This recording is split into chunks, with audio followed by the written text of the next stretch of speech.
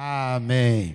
Vamos ler a Bíblia, a palavra de Deus, em Marcos capítulo 10, lá a partir do versículo 46. Marcos 10, 46.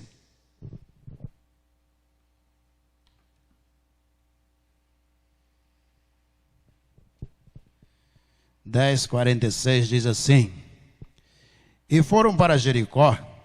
Quando Jesus saía de Jericó, juntamente com os discípulos e numerosa multidão, Bartimeu, um cego mendigo, filho de Timeu, estava sentado à beira do caminho e, ouvindo que era Jesus, o Nazareno, começou a gritar: Jesus, filho de Davi, tenha compaixão de mim. E muitos o repreendiam para que se calasse, mas ele gritava cada vez mais: Filho de Davi, tenha compaixão de mim. Jesus parou e disse: Chamem o cego. Chamaram então o cego, dizendo-lhe: Coragem, levante-se, porque ele está chamando você. Atirando a capa para o lado, o cego levantou-se de um salto e foi até onde Jesus estava.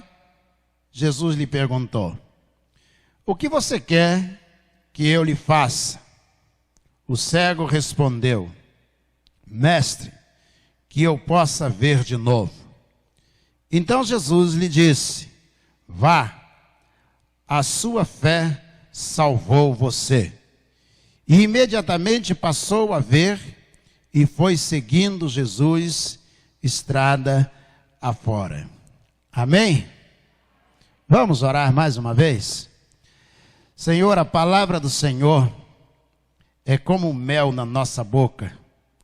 E às vezes, ó Deus, na visão do profeta Ezequiel, ela arde, queima no coração de cada um de nós. Por isso, ó Deus, nós pedimos, ó Pai, que possamos receber a Tua palavra nesta manhã. Que ela venha, ó Deus, nos incomodar, nos destituir, que venha entronizar o querer do Senhor em cada um de nós. É a nossa oração. Em nome de Jesus, o nosso Senhor. Amém. Amém. Esse texto ele é precioso, é bastante conhecido, mas ele relata algo que certamente serve a cada um de nós. O que é que nós fazemos quando enfrentamos dificuldade? Vou repetir. O que é que fazemos quando enfrentamos dificuldades? Há pessoas que entendem que a dificuldade é a oportunidade, é a possibilidade da desistência. Há outros que entendem que a dificuldade, o problema, a barreira, o obstáculo, é na verdade o grande desafio da sua vida. Que se ele conseguir transpor aquela barreira, aquela dificuldade, aquele momento difícil, certamente a sua vida vai mudar. E a barreira vai contribuir para a sua ascensão, para o seu crescimento, no relacionamento familiar, no meio da sua empresa. Ele entende que o problema chegou para ajudá-lo. A diferença está no modo como você vai enfrentar a adversidade. Como é que você olha para o problema? Uma oportunidade de desistir ou um grande desafio para que você possa sair vencedor e se tornar ainda melhor, ainda mais próspero, ainda mais resiliente quando você conseguir vencer aquele obstáculo? É como uma maratona. Aquela pessoa que começa a correr 42 quilômetros, um percurso de 42 quilômetros, se ela parar para pensar quanto ela vai correr, certamente poderá desistir.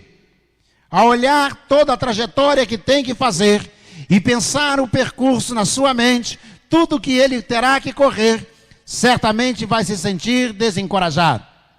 Mas aquele que começa uma maratona e já nos primeiros metros pensa: eu não mais tenho 42 quilômetros, eu agora tenho 41 quilômetros e 500 metros apenas, eu já corri 500 metros, eu já corri 1 quilômetro, Eu já corri 2 quilômetros. Havia um instrutor na brigada paraquedista, instrutor de maratona, sargento Selmar, e ele dizia: não pense o quanto você vai ter que correr, mas pense o quanto você já correu. Você instaurou a sua corrida, é uma maratona, mas pense quanto eu já consegui correr. Esse é o segredo para conseguir chegar lá. Você que ingressou na universidade, é preciso que você não pense: eu vou passar 5 anos, vai demorar muito tempo.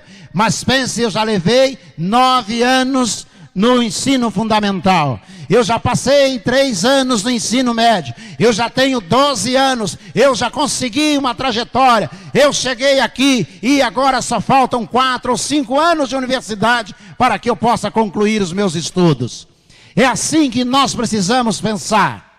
O livro A Arte da Guerra, de Sun Tzu, diz o seguinte: que uma grande caminhada começa com o primeiro passo que você dá. O primeiro momento em que você instaura um passo, você já diminuiu a caminhada que você tem pela frente. Pense na vida a respeito daquilo que você já conseguiu, daquilo que Deus já fez na sua vida, o modo como Deus abençoou. Quando nós olhamos para Bartimeu, era um cego, mendigo, provavelmente desprezado, porque os judeus criam que alguém pecou e ele estava pagando a conta, por isso nasceu cego. Que o castigo de alguém veio sobre ele, que os pais pecaram, os avós pecaram, fizeram alguma coisa errada e por isso agora ele estava pagando a conta. E por isso ele nasceu daquela maneira. Você vai encontrar isso facilmente, por exemplo, em João capítulo 9. Aquele homem cego que está ali, eles passam, os discípulos olham para Jesus e dizem: Senhor, quem foi que pecou? Ele ou seus pais, para que ele pudesse estar assim? Jesus diz: nenhum, nem outro. Este problema, esta cegueira, esta dificuldade, esta enfermidade, Jesus diz, está nele, para que nele se manifeste a glória de Deus. Você enfrenta lutas. Nós estamos passando esse momento difícil para que a glória de Deus se manifeste em cada um de nós. O que nós precisamos fazer? Primeiro, entender o que nós já conseguimos até aqui. O cego Bartimeu, ele está sentado à beira do caminho. Talvez lendo o texto você nunca percebeu. Quando no meio da multidão, ele escuta uma multidão e ele está sentado à beira do caminho querendo uma esmola. Preste bem atenção. Alguém diz, provavelmente a ele: Jesus está passando. E ele imediatamente, diz o texto, pôs-se em pé. E ele começou a clamar, dizendo: Jesus, filho de Davi, tem compaixão de mim. Ele não podia ver Jesus. Ele não havia estado com Jesus. Mas na sua cegueira, ele conseguiu aprender quem era Jesus. O seu grito dizia: Jesus, filho de Davi. Jesus, filho de Davi.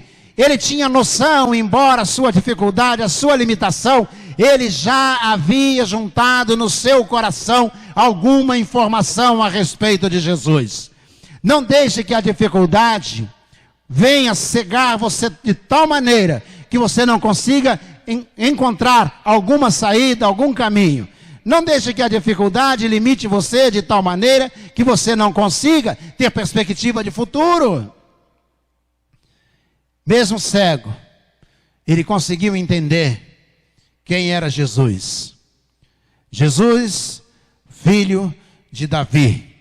Isso significava que ele era o Messias. Isso significava que nasceria da linhagem davídica. Isso significava que ele era o libertador que Israel estava esperando. Isso significava que ele acreditava que Jesus era o próprio Deus entre os homens. Mas ele era só um cego. Mas mesmo cego, na condição da sua cegueira, ele consegue entender quem é Jesus. A dificuldade vem não para que você possa abandonar o seu barco, não para que você possa mostrar-se cansado e desanimado. A dificuldade vem para desafiar você a buscar horizontes maiores, dias melhores. Ainda que na cegueira ele conseguiu entender quem era Jesus, conseguiu guardar as informações a respeito de Jesus. E você? O que é que você faz quando você tem desafios diante de você? O que é que você faz? Eu li a respeito, muitos irmãos conhecem, a história de um homem que buscava inventar algo, trabalhava duramente no torno de sua pequena oficina, e ao terminar o seu trabalho, levava até uma indústria, e a sua patente não era recebida, a sua invenção não era recebida.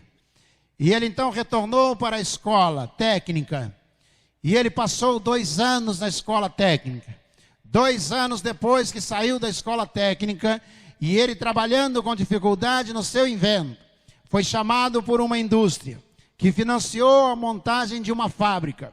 E essa fábrica foi bombardeada 2 vezes. Era hora dele desistir. Ele reconstruiu a fábrica e logo depois foi abalada por um terremoto.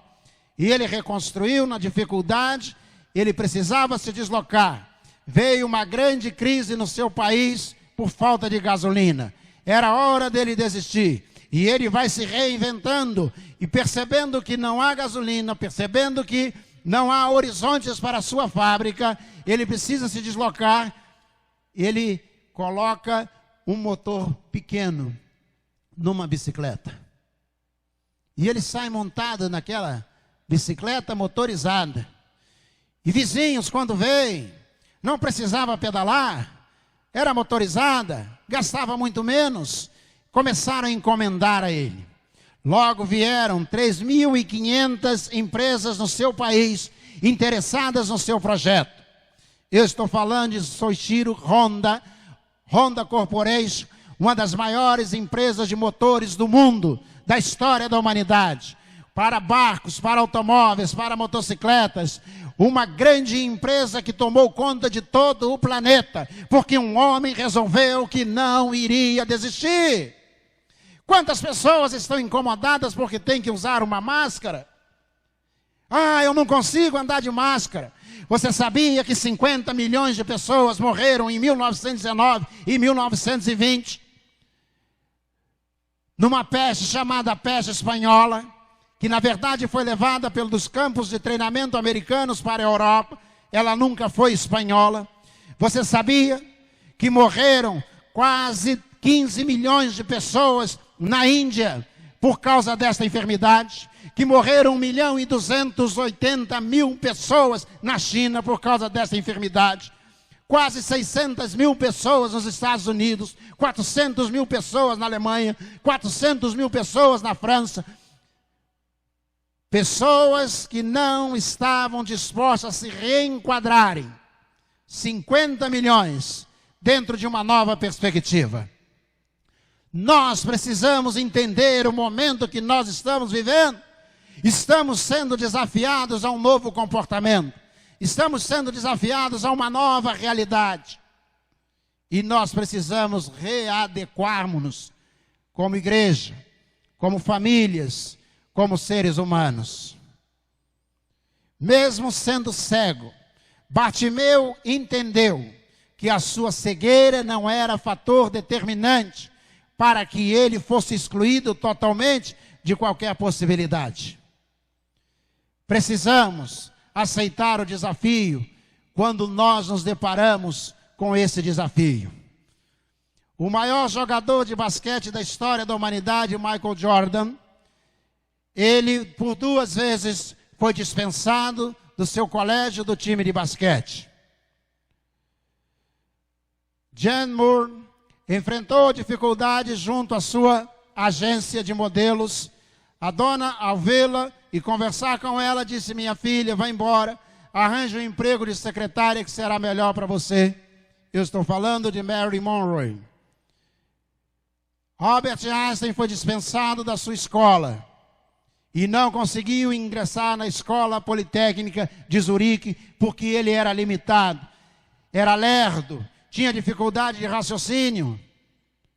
O que você faz com a dificuldade que você tem? O que é que você realiza quando você enfrenta problemas? Fica reclamando porque tem que usar uma máscara? Você tem desafios muito maiores para o ano que vem, para a década que vem, para os dias que estão por vir. Você está sendo desafiado a vencer esse obstáculo em nome de Jesus. Temos que entender isto. Ele ficou de pé e disse: Jesus, filho de Davi, tem compaixão de mim. Vem o segundo grande desafio. Os discípulos se aproximaram. Alguns discípulos disseram: para de gritar. Você não está vendo que ele está ocupado? Está vendo que ele não vai te dar atenção? Há pessoas o tempo todo na sociedade que são agentes do inferno, que estão tentando desestimular você, tentando mostrar que você está errado. Quantas vezes, porque você faz a coisa certa, parece que você está errado, no meio de uma multidão completamente errada. As pessoas olham para você porque você é cristão, olham para você porque você está procedendo de forma correta, mas olham para você como se você estivesse errado. Ele disse: Jesus, filho de Davi, tem compaixão de mim. Jesus havia ensinado aos discípulos dizendo: vinde a mim, todos vós estáis cansados e sobrecarregados, e eu vos aliviarei. Tomai sobre vós o meu jugo e aprendei de mim, que sou manso e humilde de coração, e encontrareis descanso para as vossas almas. Jesus havia ensinado isso e os discípulos sabiam. Mas mesmo assim, eles dizem a Bartimeu: ele não vai te receber, ele não vai te atender.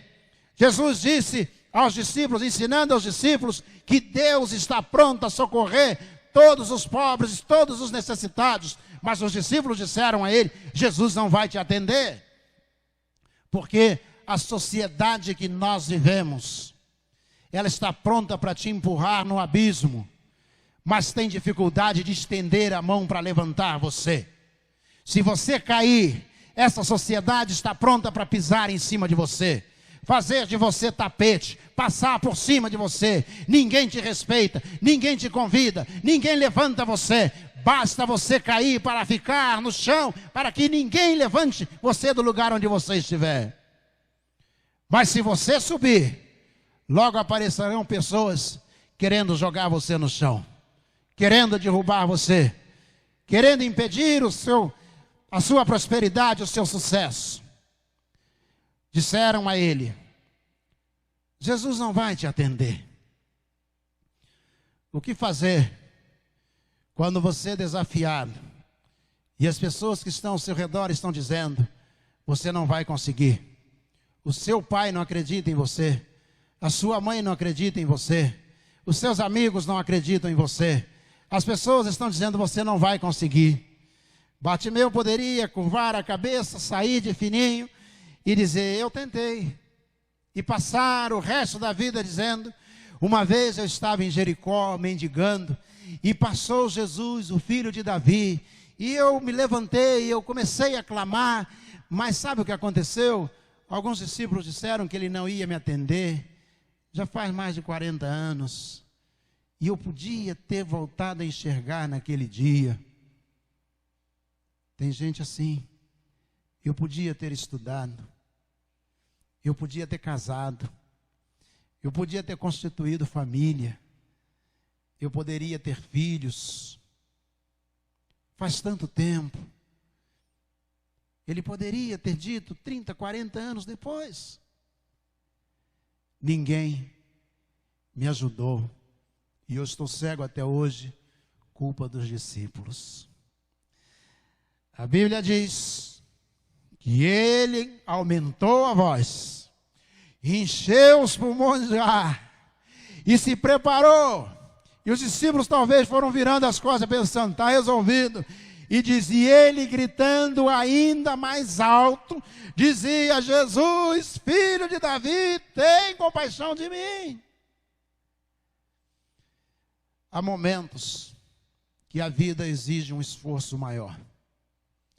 Eu estou encarando a pandemia como esse momento. momento de um esforço maior, momento de acreditar mais, de trabalhar mais, de ajudar mais, de socorrer mais. Estou entendendo que este momento é o momento de encher os pulmões de ar e de gritar ainda mais alto. E ele gritava. E disse que enquanto ele gritava, a terceira coisa que acontece quando nós somos desafiados, se nós acreditarmos, Jesus nos ouve. Ele poderia ter ficado quieto. 40 anos depois, dizendo, eu poderia ter voltado a enxergar. Mas cada oportunidade tem que ser agarrada, vou usar uma expressão popular, com unhas e dentes. Cada oportunidade, com unhas e dentes. Jesus parou, e Jesus para ouvir quando uma mãe está chorando, pedindo pelo filho. Jesus para quando um casal está pedindo pelo casamento. Jesus para ouvir quando alguém está pedindo comida, está pedindo pelo emprego. Jesus para quando alguém está pedindo pela cura. Jesus para, experimenta clamar o nome de Jesus. Não adianta ficar reclamando e botando a culpa nos outros, nos discípulos, nas pessoas que estão ao redor. Não adianta botar a culpa em Jesus. Clame ao Senhor Jesus, acredite que vai acontecer. Ele para. Jesus parou. E Jesus disse, tragam-no. E ele, tirando de si a capa, não sei se a capa era surrada, provavelmente, poída, mas eu sei que ele, tirando a capa de sobre si, ele ficou de pé, e ele vai até Jesus, provavelmente conduzido por alguém. Ele chega diante de Jesus, ele não está vendo, ele está diante de Jesus, ele só ouve a voz de Jesus. E Jesus diz a ele, o que é que você quer que eu faça a você? O que é que você quer? E ele diz, Senhor, que eu torne a ver. Alguma coisa havia roubado a visão daquele homem. Eu lembro quando fazia pré-vestibular, um dia eu estava no ponto do ônibus, esperando o ônibus para voltar para casa depois da aula. Era um garoto ainda. E eu lembro, passou um homem cego, com a mão no ombro de outra pessoa sendo levado. Eu devia ter uns 18, 19 anos, não sei. E aquele homem cego passou, o outro puxando, levando. E eu olhei e eu disse, Deus, não tira a minha visão, não. Eu preciso dela, Deus. Como é que eu vou estudar, sair, trabalhar? Deus, como é que eu vou viver se eu não enxergar? Bartimeu era igual a mim e você. Via a luz do dia, as palmeiras, os jardins, o riacho. E ele está dizendo, Jesus, deixa eu ver outra vez. Eu gostaria de ver de novo. Jesus diz a ele, se o problema é esse,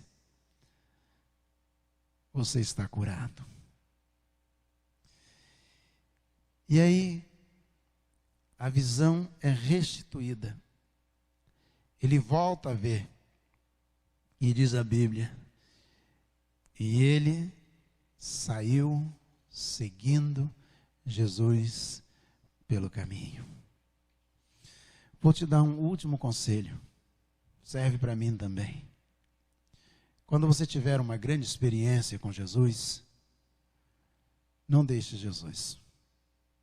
Você vai precisar dele de novo.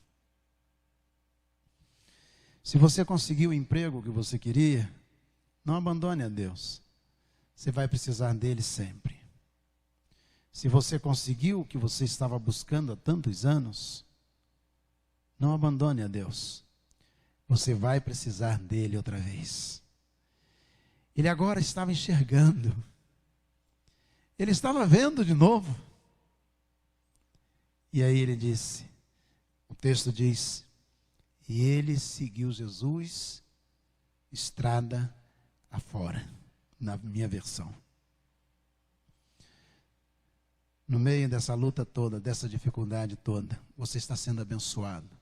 Está vivo, está aqui. Eu quero dizer uma coisa. Não deixe de seguir Jesus. Você vai precisar dele a vida inteira. Amém? Curva a sua cabeça. Feche seus olhos. Senhor nosso Deus, nosso Pai, nós te agradecemos, ó Deus, porque o Senhor é muito bom. E, ó Deus, muitas vezes somos como Bartimeu, cegos, sem conseguir divisar o horizonte que está diante de nós. Mas, ó Deus, nós também, como Bartimeu, já sabemos muita coisa sobre o Senhor.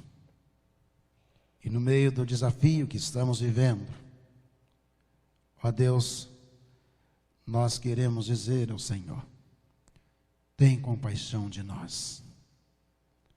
Tenha, ó Deus, compaixão de nós. Tenha, ó Deus, compaixão, pois nós precisamos do Senhor. Concede-nos, ó Deus, o milagre que estamos esperando em Ti e abençoa a nossa casa, pois nós oramos em nome de Jesus. Amém. Amém ou não amém? Que Deus nos abençoe.